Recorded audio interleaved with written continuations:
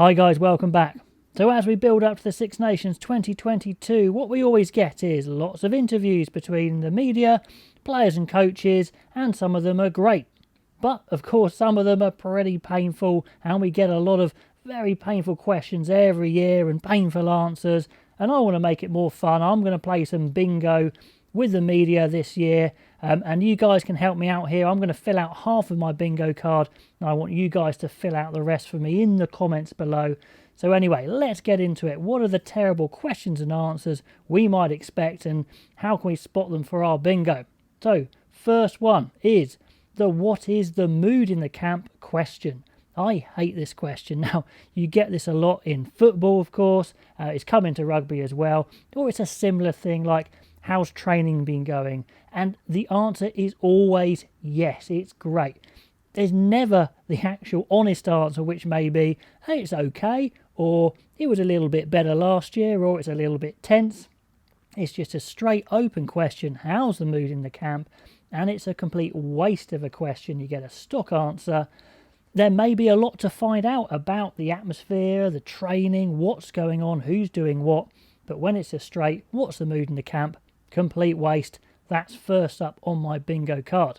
Next up on my bingo card is the random personal question, the irrelevant trivia question that doesn't help at all. I mean, sometimes it's nice to know a little bit about the player, but when you have this personal random question that doesn't help at all, it's just a waste. The kind of, what is your favourite food, your holiday, computer game, something like that, or a random hypothetical, even worse.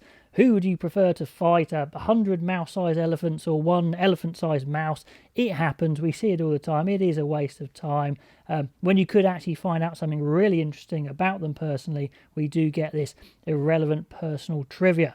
Anyway, number 3, we get the whole, is this player ready question? Be it returning from an injury or a new player or something like that. And the answer is generally always, yes, of course they're ready. What are they going to say? No, they're not. I've selected them because they're not ready. Even if, there is a question mark over their ability, their experience, their injury status. You never really get it with this sort of open question. If it's really searching, maybe, but generally, this player's inexperienced. How do you think they're going to go? You get it all the time, and you get the standard answer. So that's my bingo card.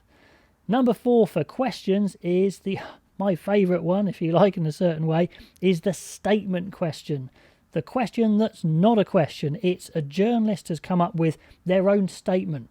It might be a good statement, something really interesting, but really all they're trying to do is present their statement to the coach or the player and kind of half-arse them, but really say, do you agree with my statement? Or please agree with my statement? Or even, how much do you agree with my statement?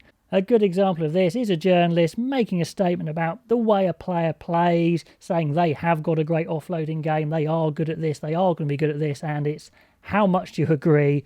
Are you looking forward to seeing them play? You're not really searching for their opinion, you're presenting your opinion, and we get it all the time. So that's number 4 on my bingo card. My next one is an answer. I'm going to fill up halfway on this card, so I've got a stock Eddie Jones answer. Looking forward to ticking that off my bingo card. I'll try and translate his answers there. A couple that we may see is the old question arbiter, where a journalist asks a question, could well be a really good question, and he comes back with, I think that's a poor question, mate. I don't like that question. You shouldn't be asking that question. Like they're in charge of determining what's a good and a bad question, and the translation basically is, I don't want to answer your question, or that's a pretty good question, that's a hard question, I don't want to answer it. I'd prefer the coach just said, I'm sorry, I don't want to answer that question, or I'm not prepared to answer that question. By saying you're asking a poor question, I don't like it. Turns it into a bit of an argument, if you like, unnecessarily, but that's one that Eddie Jones pulls out a lot, and I'll be looking to tick that one off. The other one he pulls out quite a lot is, when you ask about a selection, he might say, it's the best team for the game, mate. He doesn't really want to expand on why he selected someone.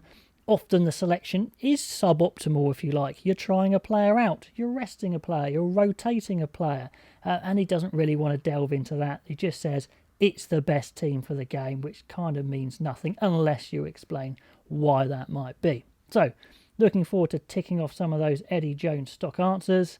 Now the last one on my list here to go halfway on my bingo card is the stock media answer, just the ones you hear all the time. Like when a team's lost badly and they say, let's focus on the positives, or if only this had happened, I think we would have won. Something that didn't happen. Or our focus is on the next game, and sometimes even clearly when their focus is on something in the future. Or let's just focus on the processes, or control the controllables. I'll be looking to definitely tick off a good stock media answer on my bingo card. So there we go, I've gone halfway. Please, in the comments below, fill up the rest of my bingo card with those terrible media questions and answers you get to those questions from the Six Nations build-up. Let's have some fun with it, and I will catch you next time.